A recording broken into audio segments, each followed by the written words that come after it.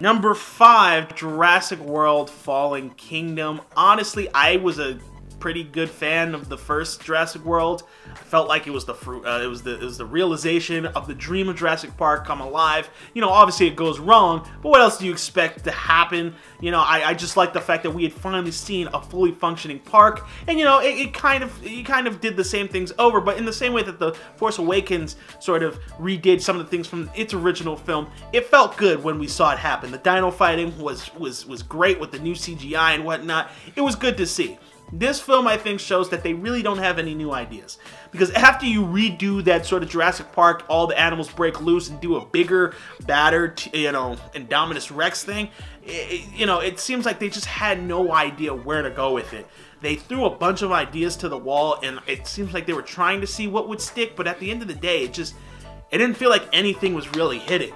You know what I mean? They tried a new raptor that didn't really work. They tried the cloning angle that didn't really work and didn't really feel like it belonged in the film. It's making me feel like enough is enough. They pull a bunch of cues from The Lost World. You know, it's like they're just redoing the same sort of things over and over again. And at a certain point, it's like, alright, well, the next film looks like it might be interesting because it looks like they released dinosaurs into the open world, which is going to have some terrible repercussions, so maybe the third film will be better. But this film just seemed like it was trying so many things with, you know, the fake John Hammond thing going on, and his granddaughter being a clone that's actually his daughter. It was way too much stuff going on.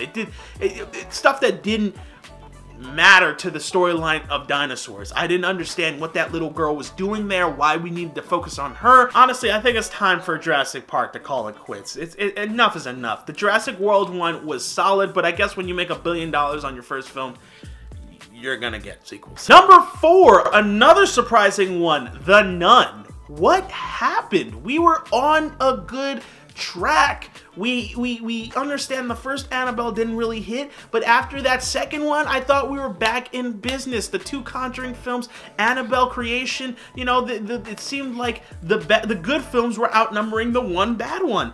And then this one pops up and reminds us, hey, listen, it's really just the Conjuring films. That one film with David Sandberg was a standout, but other than that, these films are really kind of whack. There's moments where some of the cinematography does seem a little bit creepy, but for the most part, some of the bigger scares look super duper fake, and honestly, I didn't feel scared by it. Now I gotta go into the next film skeptical again. I remember when I saw the trailer for Annabelle Creation and I was skeptical because I was like, the first one sucked, but the second one was actually really good. Now I gotta go into the next Annabelle film that's coming out this year, and I gotta look at it and be like, oh, well, I don't know, because you know, every once in a while when you get the wrong guy on the project, I don't know what to do with this. Certain things turns into like an action movie. They start hacking at ghosts with axes. When has that ever been okay in the Conjuring universe? Why did we ever need actual, you know, exorcisms or anything? Just get the guy with the axe, start chopping through them.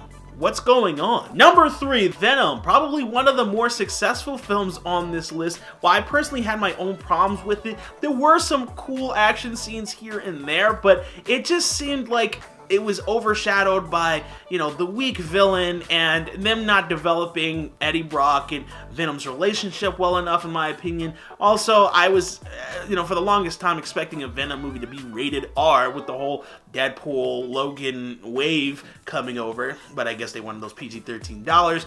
You know, the action scenes are okay for something like this, but I think that even towards the end, where you have the battle between the 2 different symbiotes, it's a little hard to see what's going on. I could see it coming from the trailers, but, you know, apparently people really liked it, so it seems like we'll be getting a sequel of this as well as this movie did, so guess we'll be seeing Carnage soon. Next, number 2, Fantastic Beasts: The Crimes of Grindelwald. I can't believe that a Harry Potter film is actually making my list. I love Harry Potter, and while I didn't like outright hate this movie, I have to put it on the list because for a Harry Potter film, the quality of this film is not there. This feels like by far the worst of any of the Harry Potter Wizarding World films that there ever was. Whereas the first Fantastic Beasts, while it wasn't the best Harry Potter film, it at least focused on the main characters and kind of set up this brand new world and was interesting, and I wanted to see more from it.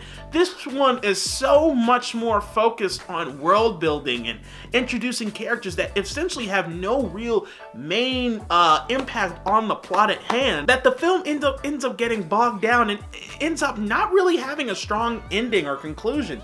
It doesn't feel like a natural story where, you know, stuff builds up to a natural conclusion and then, you know, that issue gets solved later on in the film. It seems like it's trying to set up for another sequel or two, and thus this movie fails as a result. It feels less like a chapter in a franchise and more like a chapter in a book where there's way much more that's supposed to happen and we're only getting a small little sliver, small little taste. I don't know if it's because J.K. Rowling, who's the actual screenwriter on this one, is used to writing novels more, and I guess in novels you could add so much more details about characters here and there that honestly don't really mean much to the main plot line of the main character, but you know, they're interesting to the fans, and the fans will love it. And when I was in the theater, fans are oohing and awing over every little pet that popped up. But honestly, at the end of the day, what does it have to do with Newt Scamander and what he's doing at hand? Why are we hearing so much about, you know, Zoe Kravitz's Lestrange character? Why are we hearing the backstory of her family? Why are we seeing all this? It detracts from the plot and what we're trying to figure out with Grindelwald and whatnot. It takes away from what we're trying to figure out about Credence. It's so much stuff that it just... honestly, it doesn't make sense. Number 1, Solo.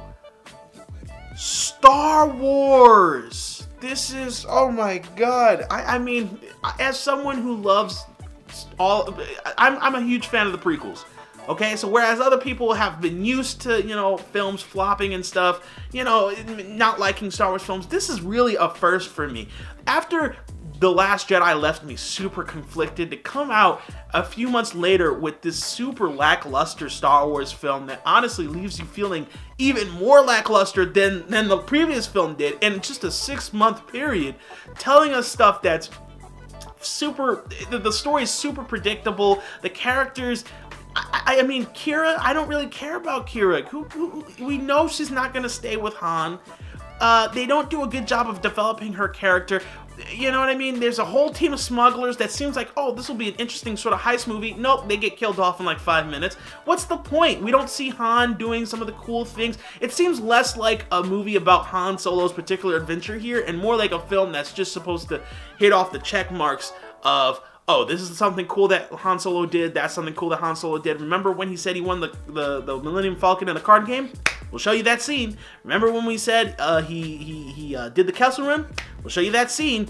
Remember in Legends, there was a scene that showed that he was an Imperial officer at some point, or he was part of the Imperial Army. We'll show that scene. Han and Chewie meeting. We'll show that scene. You know, it's just, it doesn't feel like this was like the story that just had to be told. You know what I mean? Whereas with Rogue One, it seemed like it made sense to tell that story. This one, not so much. It just seems like they're just doing random instances of his exploits, and honestly, it felt lackluster. Guys, it was kind of hard to get through. There were some really surprising choices on the list, particularly from the Star Wars and the Harry Potter franchises. I can't believe that those two films in a year where Harry Potter and Star Wars films are being released, that they're not on the best list. It's a very odd time. However, of course, we had, you know, some really great ones as well, and we're looking forward to some really great ones. Sure, there's going to be some worse ones next year as well, but, you know, when are there never?